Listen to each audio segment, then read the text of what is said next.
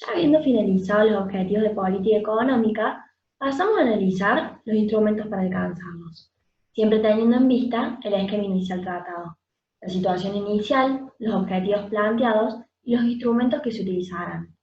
La política monetaria es una de las herramientas que tiene el gobierno para corregir una determinada situación en la economía.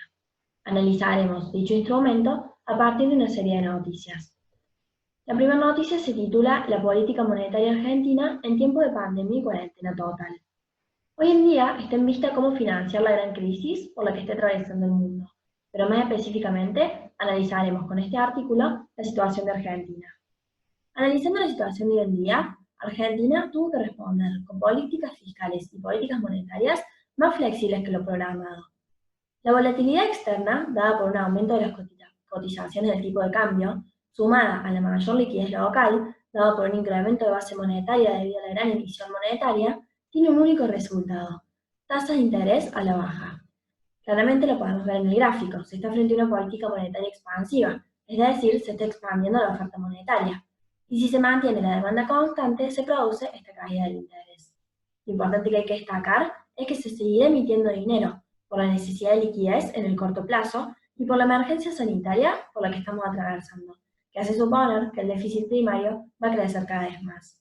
Para aclarar, un déficit fiscal hace referencia a que el gasto que tiene el gobierno es mayor a los ingresos que tiene el país. Las formas de financiar esto, ya vistas, son a través de deuda pública, es decir, pidiendo préstamos, o realizando emisión monetaria, es decir, aumentando la oferta monetaria. Esta última es por la que está optando Argentina, ya que no tiene acceso a la primera opción por el default. El déficit primario, por otro lado, hace referencia a la diferencia entre ingresos y gastos no financieros, o mejor dicho, al resultado económico antes del pago de intereses. La pandemia claramente cambió los objetivos del gobierno. Antes se hablaba de una política fiscal moderada, buscando un déficit primario bajo, aumentando el gasto para mover la economía, que sería financiado por sus retenciones. Es decir, intentar bajar el déficit primario del gobierno sin tocar el gasto, pero sí aumentando las retenciones, consiguiendo así mayores ingresos. En cuanto a la política monetaria, el Banco Central tenía tres objetivos: incentivar el crédito bajando las tasas de interés, bajar la tasa de inflación y abastecer de recursos al gobierno nacional. Hoy en día, la política fiscal pasa a ser expansiva, por la cantidad de gastos que conlleva estar pasando por esta situación. Y del lado monetario, se anunciaron líneas de créditos con tasa del 26%, que hoy en día bajan a 24% para pymes. La pandemia claramente afectará la actividad, bajando la demanda. Por lo tanto, la línea servirá para bajar los costos financieros de las empresas, para que puedan seguir pagando los sueldos y continuar con sus actividades. El Banco Central asume un papel importante. Va a ser la caja que va a financiar el déficit fiscal primario, parte de los vencimientos de letras y bonos en pesos y el efecto de la ELIC para asistir a las líneas de crédito subsidiadas. Aparece mucha emisión de dinero para poca demanda. Entonces la pregunta es, ¿a dónde va la inflación? La proyección de portfolio personal e inversiones anticipa 2 meses más de inflación baja para después una aceleración por encima del 2,5% mensual, debido a que el Banco Central es el único capaz de financiar al gobierno, a través, claramente, de emisión monetaria. La segunda noticia se titula Algunas especulaciones monetarias y fiscales. Es una noticia del año 2015, haciendo referencia al gobierno de Mauricio Macri. El próximo gobierno debería poner los principales esfuerzos, establece la noticia, en reducir la inflación a valores razonables. Para esto deberá financiar el déficit fiscal de otra forma que no sea a través de la emisión monetaria para no generar inflación, por lo que, como ya vimos, deberá reducir el déficit u obtener accesos a los mercados de crédito internacionales. Claro está que ningún gobierno elige depreciar la moneda, se tolera o elige solo porque eso permite financiar el gasto. Al devaluar se generan ganancias cambiarias en moneda nacional que permiten financiar el gasto público. El detalle es que este mecanismo acelera la inflación, ya que si la mayoría de los productos son importados, una devaluación con fines fiscales impacta en el precio de las importaciones. Debido a lo mencionado, si uno de los principales objetivos es bajar la inflación, esto no sería una opción. En la noticia se analizan distintos objetivos. En primer lugar, se intenta hablar del señoriaje, es decir, se intenta discutir la evolución de los ingresos del sector público por emisión monetaria. Por otro lado, se intenta predecir escenarios futuros. Esto se realiza totalmente con carácter especulativo, porque hace varios años no se conoce cuánto es el PBI ni la inflación. Primero es necesario definir señoriaje, que se refiere a la cantidad de bienes y servicios que el gobierno puede comprar con los pesos que emite en determinado periodo de tiempo. Cuando el gobierno emite dinero, no lo distribuye entre la población. Es necesario aclarar también que no es lo mismo que impuesto inflacionario. La inflación es parte del señoriaje. El señoriaje se puede decir que está compuesto, por un lado, por la disminución del valor de compra del dinero debido a la inflación, y por otro, por cambios en la demanda de dinero. La inflación, por otro lado, es un impuesto a la cantidad de dinero que tenemos en el bolsillo. Si el gobierno emite dinero y lo gasta, eso genera inflación. Los precios suben y la cantidad que podamos comprar con nuestros pesos es menor. Esto se denomina impuesto inflacionario. Un caso contrario al impuesto inflacionario se daría si aumentara la demanda de dinero por cualquier razón, supongamos crecimiento económico. El gobierno podría emitir pesos sin generar inflación. Si en otro caso la demanda aumenta pero la oferta no cambia, el precio del dinero aumenta, lo que quiere decir que el precio de los bienes en términos de dinero cae, o lo que es igual, hay deflación. Ante esto el gobierno podría emitir dinero, mover la curva de oferta a la derecha y evitar la deflación. Analizamos unos gráficos de Argentina. En primer lugar, esta imagen muestra la evolución del señoriaje en un periodo que va desde 2004 a 2014. El promedio de los últimos años, como podemos ver, fue del 2% del producto. Durante los últimos años, entre 2010 y 2014, el señoriaje promedio se ubicó en 2,4% del producto. Por otro lado, entre 2006 y 2012, es notable su valor pasando el 3% del PBI.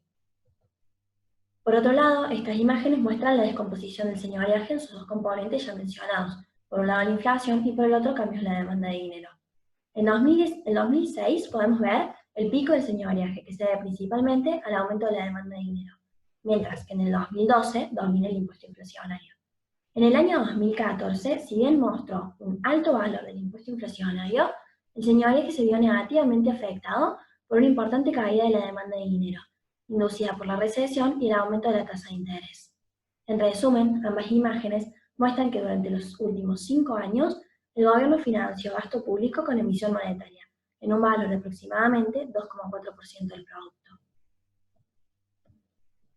Estos son algunos valores importantes que se utilizan para predecir y son valores calculados usando estimaciones del PBI y de la inflación del INDEC. Entre 2010 y 2014, el gobierno recaudó 2,4% del producto promedio por año a través de la emisión monetaria. En 2015, en cambio, se ubicó entre 2,1% y 2,4% del producto. En 2016, un plan de estabilización que reduzca la inflación a niveles entre 5 y 10% implicaría un valor de señoriaje similar o superior al 2,4%, observado durante 2010 a 2014. El aumento del señoriaje vendría explicado por un aumento de la demanda de dinero que el gobierno podría satisfacer imprimiendo billetes sin generar la inflación, pero este aumento del señoriaje sería temporario, ya que en 2017 la demanda de dinero aumentaría la tasa de crecimiento del producto, lo que implicaría una reducción sustancial del financiamiento monetario. El déficit fiscal alcanzó en 2014 el 5% del PBI, y en 2015 el 8%. El señoriaje proyectado para 2016 no sería suficiente para hacer frente al déficit fiscal. Sin embargo, daría cierta holgura para reducirlo. En la noticia se realizan proyecciones del señoriaje para 2015 y 2016, para lo que se utilizaron proyecciones del producto, de la inflación y del comportamiento de la demanda de dinero, de elipsis y de Focus Economics. Para predecir el señoriaje, se utiliza una ecuación que resume el comportamiento de la demanda de dinero. Esta ecuación determina la cantidad de pesos que demanda el público como una función del producto y de la tasa de interés nominal. El producto mide el nivel de transacciones que se llevan a cabo en la economía. A mayor número de transacciones, mayor demanda de dinero. La tasa de interés, por otro lado, mide el costo de oportunidad del dinero. Es el ingreso perdido que podría obtener depositando dinero en el banco y no quedando menos en el bolsillo.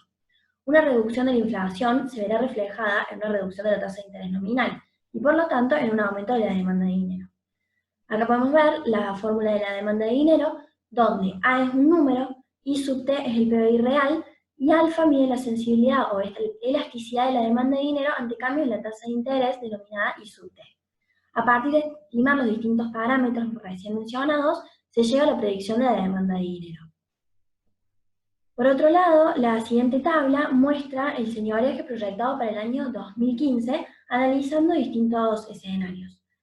Como podemos ver, el señoreaje se ubica entre 2,1% y 2,4% del producto.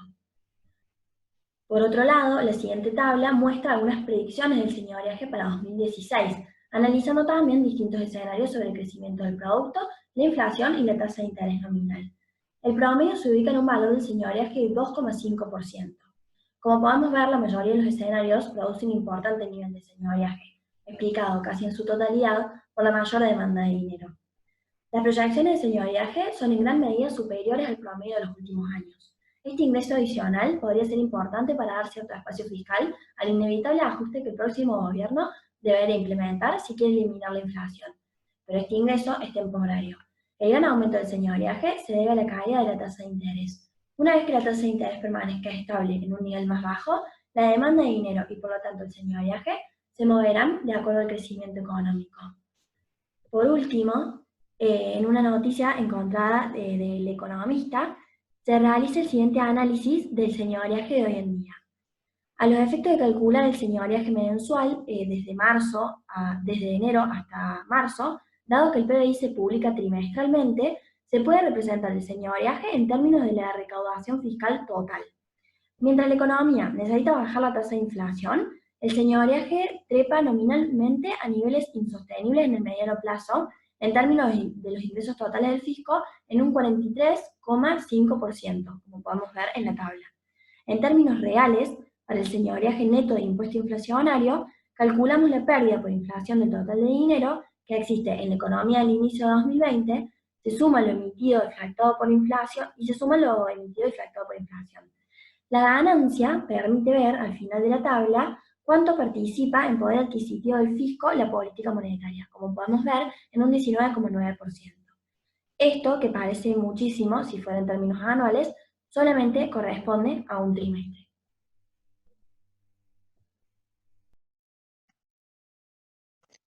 Bueno, respecto al Banco Central de la República Argentina, en Argentina a lo largo de los años y con el paso de distintos gobiernos, fueron cambiando los presidentes del Banco Central, los cuales fueron aplicando políticas muy divergentes y aumentando la desconfianza en el país y en las políticas a seguir. En la mayoría de los países del mundo, el mandato de las autoridades del banco no coincide con la duración de los mandatos presidenciales y esto ¿qué hace?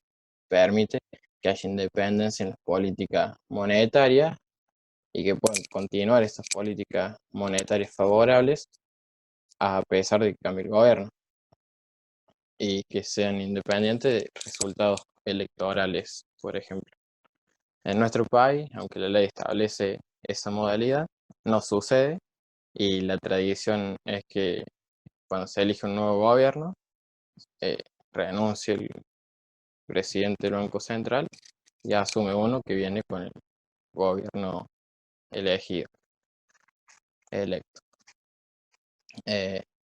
Bueno, esto podemos observarlo en el gobierno de Mauricio Macri, donde el presidente del Banco Central, luego pasó a ser varios presidentes, eh, Guido Sandleris, que estuvo de septiembre del 2018 hasta el final del mandato, luego renunció para que, para que asuma otra autoridad que viene con el gobierno de, de Alberto Fernández. Guido Sandleris cambió sus propias políticas y resolvió, entre ellas, congelar la banda de flotación, que es la zona de no intervención del gobierno, que cuando el dólar esté entre 39,80 y 51,50 no iba a intervenir, y dijo que cuando esté por debajo de los 39,80, el Banco Central no iba a comprar estas divisas hasta el 30 de junio y luego iba a decir qué hacer. También otra de sus políticas fue que la base monetaria quedara congelada hasta el 30 de junio de 2019 y el Banco Central, en caso que el dólar se dispare, pase los 51,50, iba a vender 150 millones por día para mantenerlo en esa banda, para mantenerlo en ese valor. Bueno, desde octubre, o sea, desde el 2018, el Banco Central llevó adelante un esquema basado en el control de la base monetaria y en la definición de la banda de flotación. La meta de crecimiento, o sea, la base monetaria cero, la cumplió bien y durante enero y febrero de 2019 el tipo de cambio llegó a ubicarse por debajo del límite inferior de la zona de intervención, a 38,50 estaba aproximadamente, y estaba atrasado por los exportadores y se perdía competitividad, ya que las exportaciones argentinas tenían un monto fijo entre 3 y 4 pesos, que al bajar este tipo de cambio, eh, el impuesto que se le cobra como retención era porcentualmente mayor. Y esto llevó a que el Banco Central compre divisas frente a la mayor demanda de la moneda local. Eh, bueno, este nuevo esquema redujo la volatilidad registrada en 2018, luego de que en septiembre tuvo un pico máximo de 6,5% de inflación mensual y esta comenzó a descender. Pero las tasas de inflación en febrero y marzo de 2019 habían sido superior que las deseadas por el Banco Central. Y estos aumentos se explicaban, o sea, estos aumentos de inflación se explicaban por aumentos en los precios regulados y por el impacto rezagado de las depreciaciones cambiarias. A esta situación se le sumó una mayor volatilidad cambiaria a partir de febrero aproximadamente. Y bueno, todas estas medidas que se tomaron fueron con el fin de evitar que la inflación que se estaba registrando se hiciera persistente. Como sabemos, la mayoría de los intentos de control de inflación en Argentina convivieron con altos déficits fiscales y en el gobierno de Macri la emisión monetaria eh, desde 2018 fue cero, fue nula, digamos, hasta casi el final de su mandato, que bueno, ahí sí emitió moneda y vendió dólares también para bajar el tipo de cambio luego del paso, para mantenerlo. Eh, el plan de estabilización de la economía fue anclar la cantidad de dinero, ya que la inflación a largo plazo es un fenómeno netamente monetario. Bajo estas políticas adoptadas, la tasa de interés eh, va a responder, la cual, si hay aumentos de inflación o perspectiva de aumento de inflación, va a aumentar esta tasa para mantener su posición en pesos. Y este aumento en las tasas va a aumentar la tendencia contractiva de esta política monetaria que está aplicando el, el banco. Eh, pero la constante incertidumbre y desconfianza de los inversores hacia Argentina eh, sobre el rumbo que va a seguir el banco y el gobierno eh, es muy alta, lo que esto trae aparejado consecuencias como el, el aumento del tipo de cambio, ya que las personas buscan resguardar su poder adquisitivo en otra moneda, que reemplacen los pesos por una moneda más fuerte. En Argentina es el dólar, lo cual va a generar un exceso de demanda de dólares, haciendo disparar el tipo de cambio. Y esto se ocurrió cuando, por ejemplo, Macri anuncia que va a pedir un préstamo al Fondo Monetario, eh, que aumente el tipo de cambio, y luego se termina de ver cuando, cuando pierde las PASO, que el tipo de cambio se dispara y pasa la barrera de los 60. Bueno, ahí podemos ver cómo fue comportándose la base monetaria, que en 2018-2019 decreció y se mantuvo, y ahora en 2020 por el coronavirus está expandiéndose muy fuertemente, lo que puede traer consecuencias. Eh, y eso fue el comportamiento de la tasa de interés en Argentina, lo cual vemos como aumento.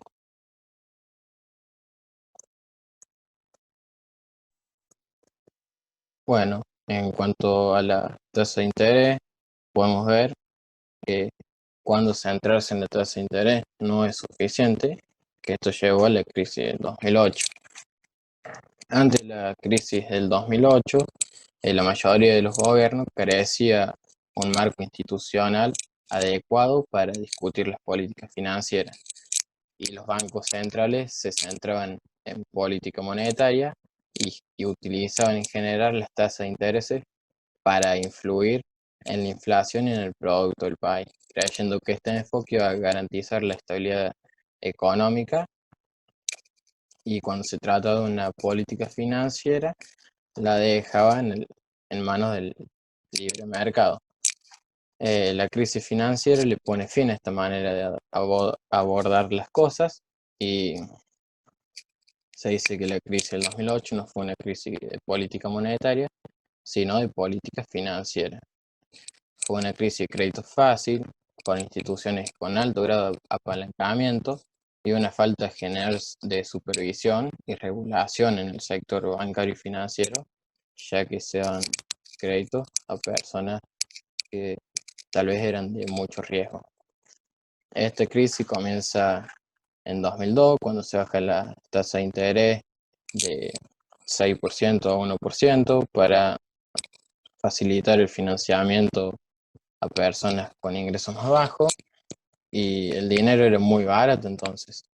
Y todas las personas comienzan a tomar crédito, y en ellas las personas de riesgo para el banco, que a lo mejor el cobro de estos créditos era dificultoso. Eh, bueno, estos créditos se dan generalmente en su mayoría para bienes inmuebles, lo cual hace que el mercado especule y hace aumentar el precio de estos inmuebles. Y esto llega un momento que colapsa y el valor de estos inmuebles cae, y los bancos no cuentan con suficiente liquidez, ya que las políticas monetarias en el momento eran débiles, y, y no cuentan con liquidez para hacerle frente a sus obligaciones, por la que una gran cantidad de bancos importantes de Estados Unidos quiebran, y esto trae aparejado caídas en el producto y aumento en las tasas de desempleo. Eh, Eso es como bajó la tasa de interés de los créditos. Ahí podemos ver la evolución del PBI, cómo cae en una recesión. Y esta es en cuanto a la tasa de desempleo, como fue aumentando, y en 2009 llega a uno de sus picos máximos en Estados Unidos. Esta situación nos lleva a que debemos asignar la responsabilidad monetaria y financiera a autoridades diferentes, eh, como, y también hay que asegurar que cada autoridad tuviera diferentes instrumentos para proporcionar estabilidad en sus respectivas jurisdicciones. Digamos, como dice Mandel, sabemos que cada institución debe ocuparse del objetivo que le resulte más afectado por el instrumento de política económica que se tiene bajo su control. Y de esta manera buscar llegar a una combinación de políticas óptimas de forma descentralizada. Sabemos que ambas políticas monetarias y financieras se influyen mutuamente, pero la política monetaria debe centrarse en lidiar con la inflación a través de tasas de interés, puede ser, pero a través de la emisión monetaria o no emisión monetaria, según lo que cómo desea mover la tasa de inflación, Y la política financiera debe centrarse en asegurar que los bancos puedan proporcionar créditos cuando el sistema financiero se entre en un shock negativo y carece de liquidez. Por eso también se dice que el peor sistema que se puede utilizar en un país para regular la economía es solamente la tasa de interés, ya que este es muy vulnerable a cambios en el mercado y es algo más especulativo, eh, ya que algún cambio en la tasa de interés para motivar la economía pueden llevar a aumentar la cantidad de crédito y que estos créditos no se destinen a fines productivos y crean así una burbuja financiera y no se refleja en un crecimiento económico. Bueno, las preguntas que nos realizaron nuestros compañeros fueron: ¿cómo afecta a la demanda agregada la política monetaria adoptada de disminuir la tasa de interés? En primer lugar, la política monetaria adoptada no es la de reducir la tasa de interés. El Banco Central lo que hace es aumentar la oferta monetaria emitiendo dinero y eso hace caer la tasa de interés. Por otro lado, respondiendo a la pregunta, la caída de la tasa de interés hace que sea más fácil a los bancos comerciales pedir préstamos al Banco Central, por lo que hay más dinero disponible para prestar a las personas y a empresas. Como es más barato el crédito, eso hace que se incentive la inversión y el consumo, por lo que repercute en la demanda agregada, desplazándola hacia la derecha debido al aumento de dichos componentes. A su vez, al existir bajas tasas, depositar no es atractivo, por lo que las personas prefieren ahorrar ese dinero, luego para utilizarlo en inversión o consumo nuevamente.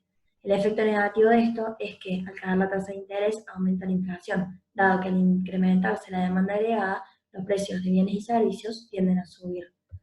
Por otro lado, preguntan cuál será el resultado para la economía argentina en un futuro a mediano plazo causado por la aplicación de estímulos monetarios y fiscales, principalmente la reducción de la tasa de interés en los países más desarrollados.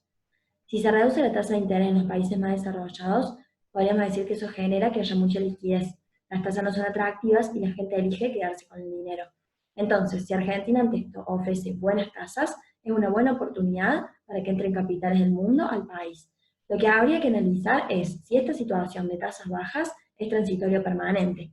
Si es transitoria por lo que se está viviendo, los inversionistas no arriesgarían su capital buscando una mayor tasa, sino que elegirían esperar antes que el riesgo. En cambio, si es algo permanente, sí es una buena oportunidad para aprovecharse de un mundo de tasas bajas.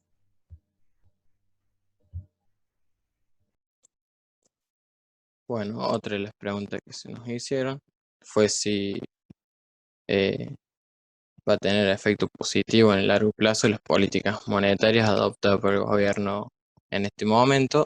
Y no, lo único que va a generar esta emisión monetaria expansiva a largo plazo es inflación. Ya sabemos que la inflación es una causa a largo plazo netamente monetaria. Como podemos ver en la curva de demanda agregada y oferta agregada, a corto plazo, una política monetaria expansiva va a hacer que se desplace la demanda agregada, generando así un efecto, por el efecto multiplicador, un aumento en el ingreso. En cambio, a largo plazo, estando en situación de pleno empleo, todo lo que se aumente la demanda agregada va a trasladarse directamente al precio y va a generar inflación. El gobierno a largo plazo puede tomar algunas medidas para quitar peso de circulación y reducir este efecto de inflación. Y la forma de realizar esto eh, puede ser aumentar a encaje bancario, vender títulos o bonos, entre otras cosas. Otra de las preguntas es si una vez transcurrido el evento anormal que está causando el coronavirus este año, es posible que qué posibles medidas puede tomar el Banco Central con respecto a la enorme expansión de la base monetaria por la emisión actual y las medidas que puede tomar el Banco Central en un futuro con respecto a la emisión monetaria. Puede ser intentar sacar precios de circulación para que no genere inflación, como ya lo respondí en la pregunta anterior, vendiendo títulos o bonos, sacando así precios de circulación, aumentar los encajes bancarios, haciendo que los bancos tengan obligación de aumentar sus reservas, y esto va a quitar peso de circulación, reducir los redescuentos, no prestarle dinero a los bancos y disminuir la base monetaria y vender divisas, eh, cambiar dólares por peso y esto también va a sacar peso de circulación. Y la última pregunta que nos realizaron fue si es posible que las políticas monetarias recientes, la reducción de la tasa de interés nominal, impliquen represión financiera. Eh, la represión financiera es un mecanismo a través del cual el gobierno pretende reducir su deuda a través de reducciones artificiales de los tipos de interés. Y esto afecta a la inflación y reduce la deuda en términos reales. Uno de los principales objetivos de la represión financiera es mantener las tasas de interés nominal más bajas de los que habrían sido en mercados más competitivos. Si todas las demás circunstancias se mantienen constantes e iguales, esto va a reducir los gastos de interés del gobierno y sobre una determinada masa de deuda y esto va a contribuir a recortar el déficit. Por lo que entendemos, sí podría ser posible que las políticas eh, de reducir la tasa de interés impliquen una represión financiera. Bueno, con esto creo que contestamos todas las preguntas que nos hicieron y damos por finalizado la presentación.